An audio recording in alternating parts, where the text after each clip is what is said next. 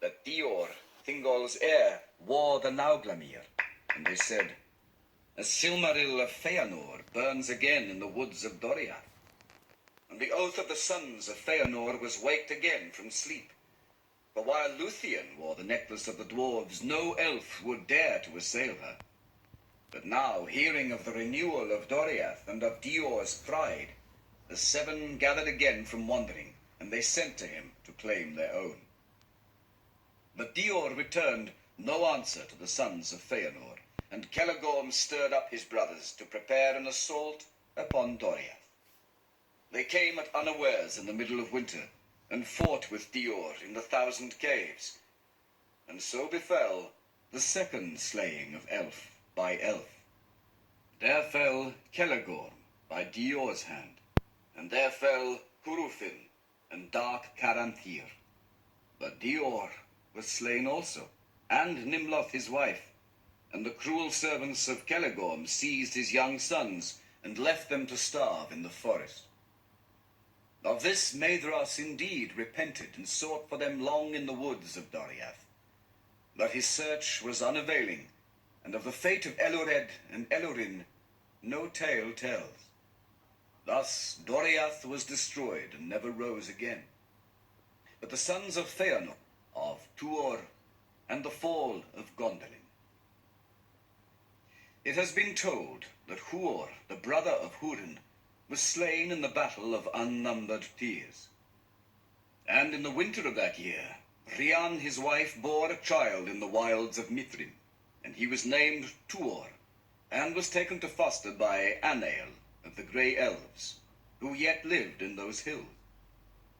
Now when Tuor was 16 years old, the elves were minded to leave the caves of Androth where they dwelt, and to make their way secretly to the havens of Sirion in the distant south.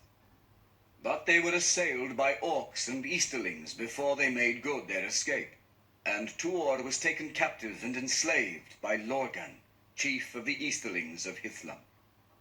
For 3 years he endured that thraldom, but at the end of that time he escaped, and returning to the caves of Androth, he dwelt there alone, and did such great hurt to the easterlings that Lorgan set a price upon his head.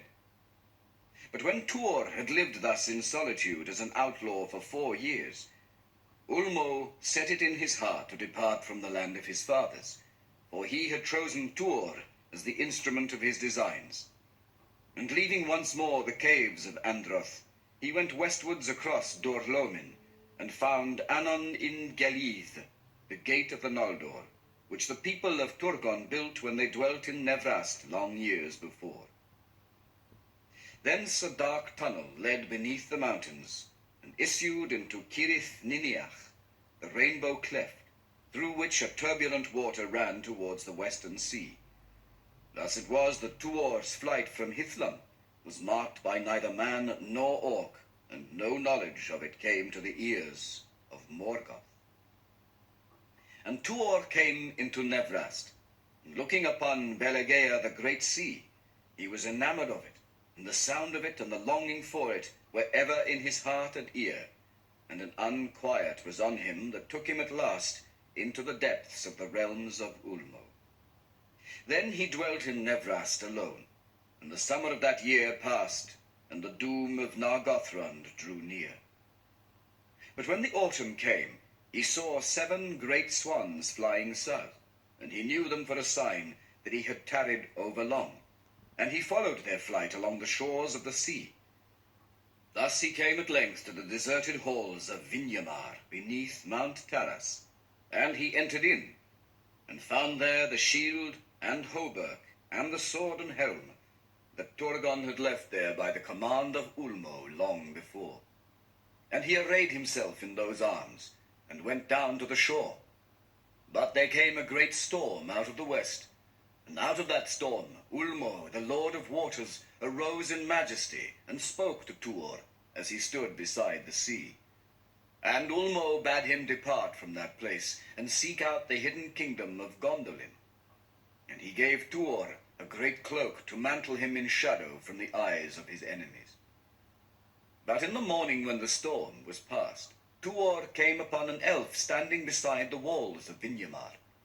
and he was Varanwe, son of Aranwe of Gondolin, who sailed in the last ship that Turgon sent into the west. But when that ship, returning at last out of the deep ocean, foundered in the great storm within sight of the coasts of Middle-earth, Ulmo took him up, alone of all its mariners, and cast him unto the land near Vinyamar. And learning of the command laid upon Tuor by the Lord of Waters, Varanwe was filled with wonder, and did not refuse him his guidance to the hidden door of Gondolin. Therefore they set out together from that place, and as the fell winter of that year came down upon them out of the north, they went warily eastward under the eaves of the mountains of shadow. At length they came in their journeying to the pools of Ivrin, and looked with grief on the defilement wrought there by the passage of Glaurung the dragon. But even as they gazed upon it, they saw one going northward in haste, and he was a tall man, clad in black, and bearing a black sword. But they knew not who he was, nor anything of what had befallen in the south. And he passed them by, and they said no word.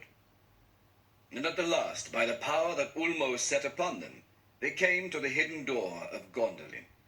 And passing down the tunnel, they reached the inner gate, and were taken by the guard as prisoners.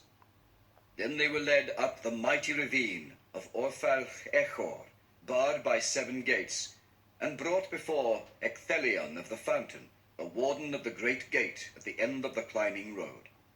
And there Tuor cast aside his cloak, and from the arms that he bore from Vinyamar it was seen that he was in truth one sent by Ulmo. Then Tuor looked down upon the fair vale of Tumladen, set as a green jewel amid the encircling hills. And he saw far off upon the rocky height of Amanguareth, Gondolin the great, city of 7 names, whose fame and glory is mightiest in song of all dwellings of the elves and the hither lands.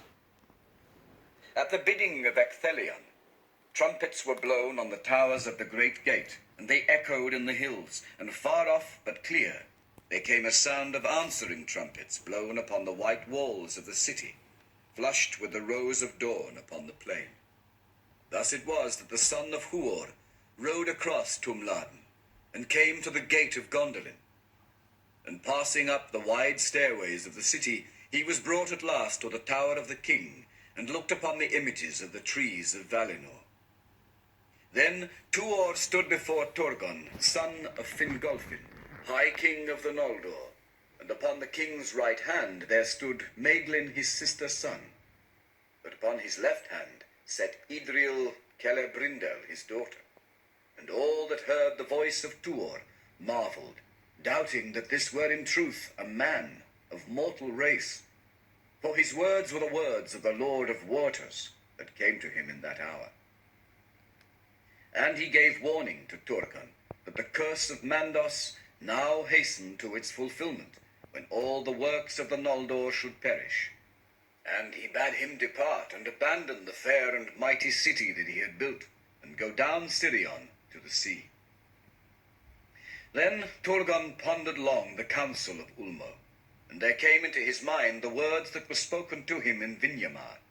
Love not too well the work of thy hands and the devices of thy heart, and remember that the true hope of the Noldor lieth in the west, and cometh from the sea. But Turgon was become proud, and Gondolin as beautiful as a memory of Elven Tirion, and he trusted still in its secret and impregnable strength, though even a Valar should gainsay it.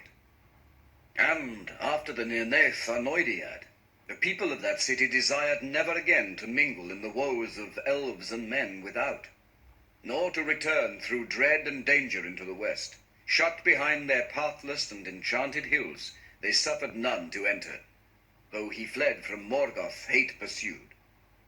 And tidings of the lands beyond came to them faint and far, and they heeded them little. The spies of Angband sought for them in vain, and their dwelling was as a rumour, and a secret that none could find.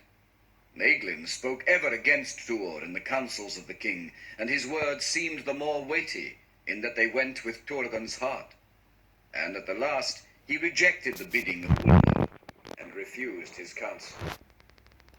But in the warning of the Valar, he heard again the words that were spoken before the departing Noldor on the coast of Araman long ago, and the fear of treason was wakened in Turgon's heart.